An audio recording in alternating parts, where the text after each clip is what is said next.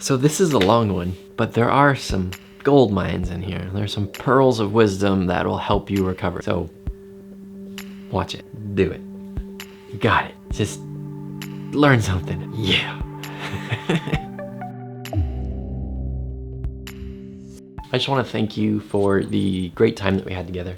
It was honestly really good to meet you, and thank you for sharing your story and opening up your story to me.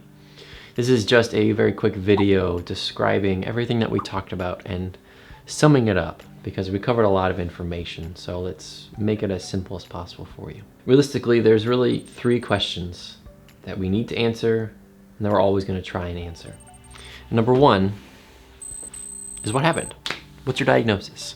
And you might already have this answer, whether from a doctor, an X-ray, or an MRI, but we definitely talked about it during your appointment.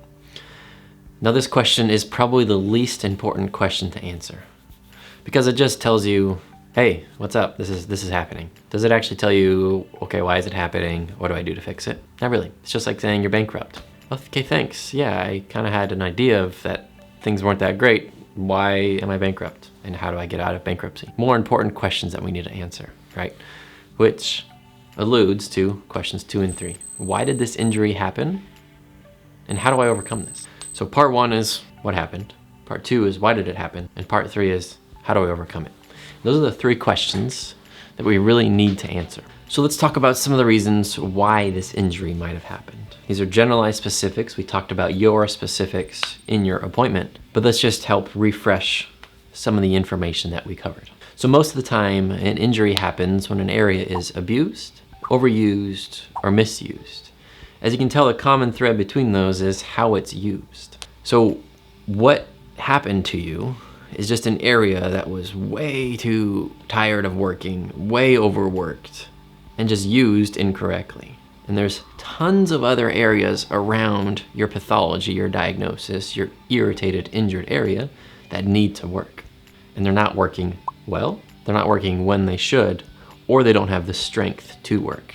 Now we talked about it a little bit. Strength isn't key. Knowing how to use the strength is key. You can be as strong as you want, but if you don't use the strength at the right time when you need the strength, you're still gonna have injuries, which is why we talk about strength versus integration, strength versus mechanics. All these things, it gets complicated, but we're gonna walk you through it. Don't worry about any of that stuff. As long as you understand that when an injury happens, there's nothing random about it. It's just overused. And we can take that stress away from its getting overused and put it somewhere else, because your body can take a lot of stress. So the most common reasons for this abuse, misuse, or overuse is too much of one thing, poor form during something, or lack of recovery after something. So you're doing too much, you're not doing it that well, or you do it well, but you don't allow your body to heal, so it doesn't regenerate the proper chemicals and get healthy again, so then it slowly breaks down. Remember the analogy, if I just keep scratching the exact same area, I'm gonna get some sort of pathology of my skin. I keep going and then I'll get blood and all these fun things. And you're intuitive, you're like, okay dude, just scratch somewhere else, or stop scratching, or let it heal, give it a break. Use those principles for yourself. Scratch somewhere else. Do the same exercise, let's just learn how to do it well. Take away the stress and let it heal.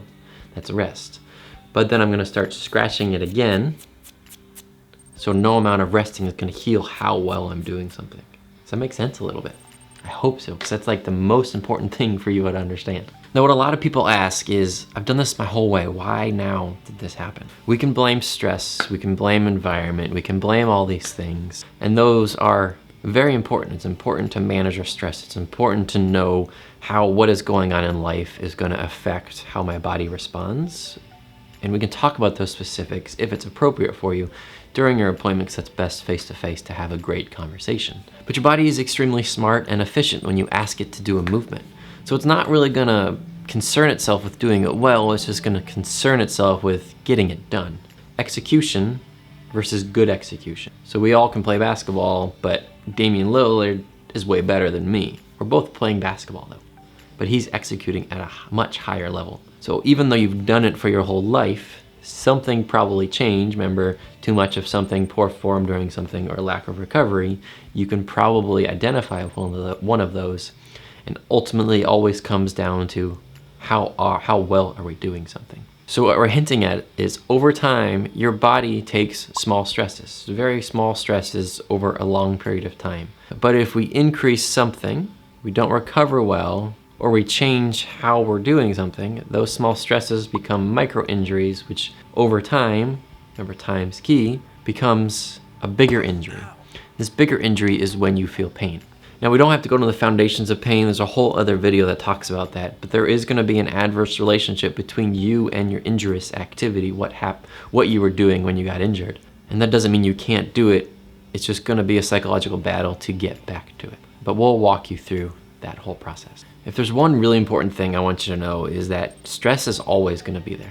You can't get rid of stress, but you can change how well you moderate it and how well you manage it. And this isn't just life stress. Exercising is stress. Getting out of bed is stress. Walking is stress. Brushing your teeth is stress. It's good stress. Your body craves stress. Stress is what creates resilience. It's always going to be there. So you don't want to think, how do I get rid of it? It's how do I manage it better? So this doesn't mean that you can't perform any activity, especially the one that you got hurt in, or that you need to rest excessively now or after any harder thing that you do. If something happens, rather than saying, I can't do that, say, what could I might have done better?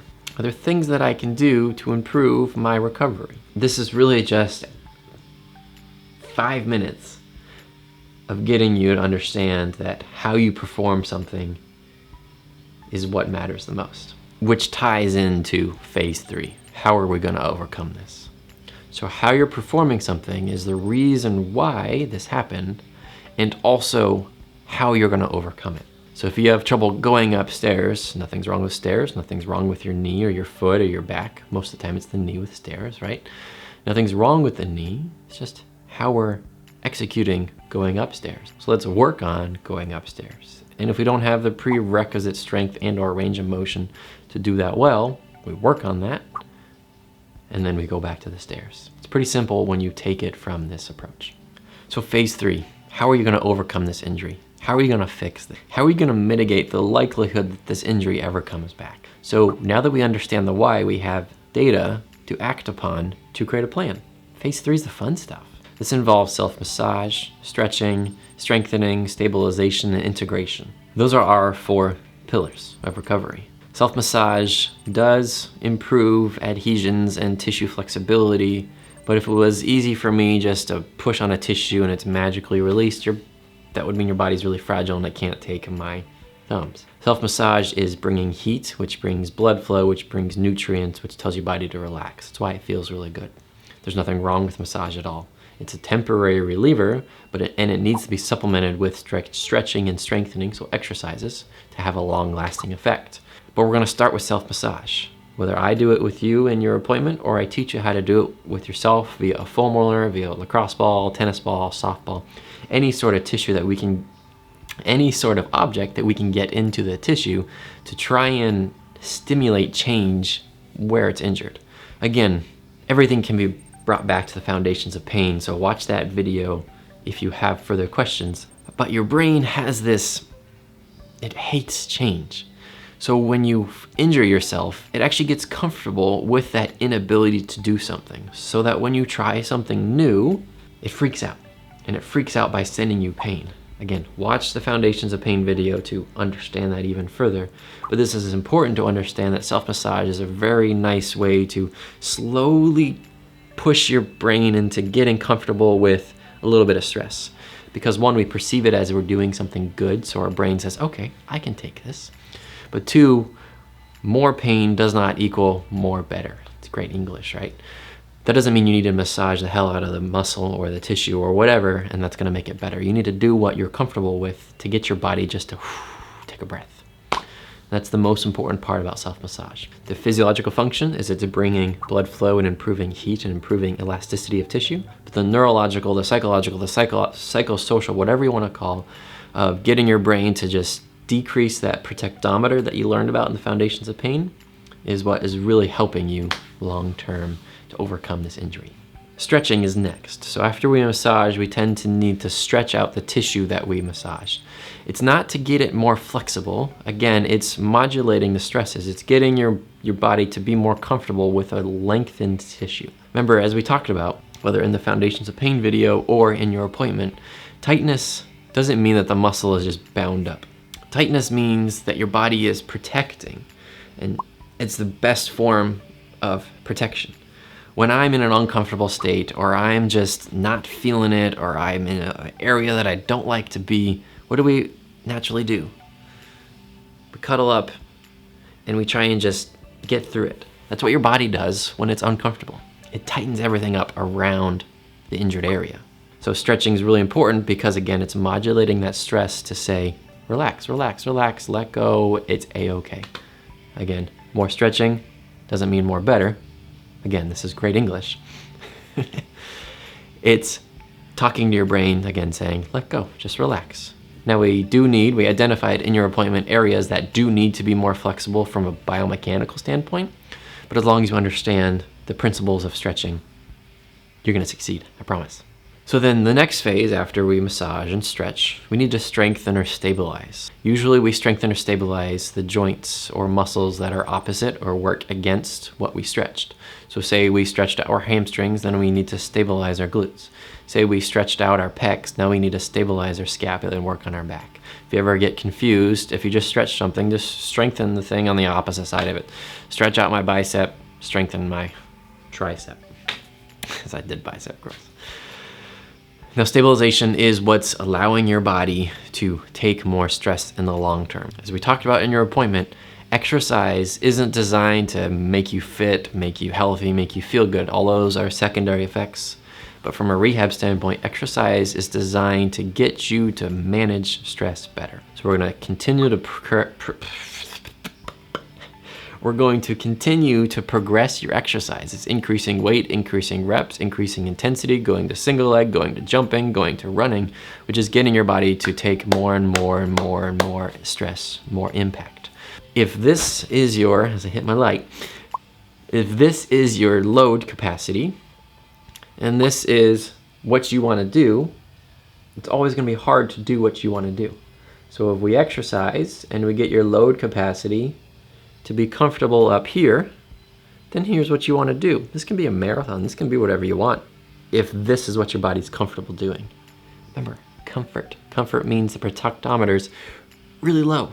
You're not protecting. You don't feel pain. So we get your load capacity higher. That's what exercising is doing. That's what stabilizing and strengthening is doing. You're doing great. We're almost done. You got it.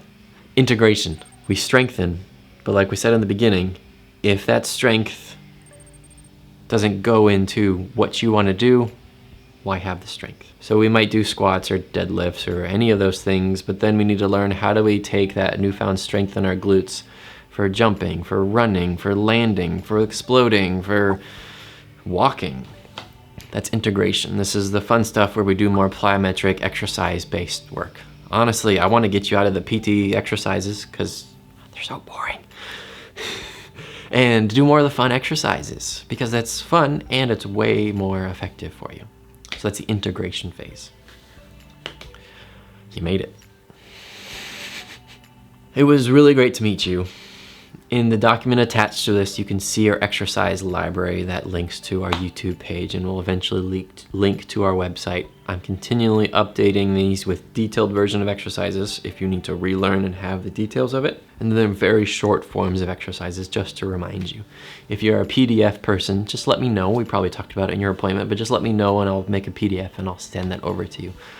But I encourage you to watch the videos or to just master those movements and not need a coach. But however you learn, however you need those exercises tailored to you, just let us know and we'll do our best to adapt. And remember, this pain journey is all about you, but you're not alone in it. I'm right there with you.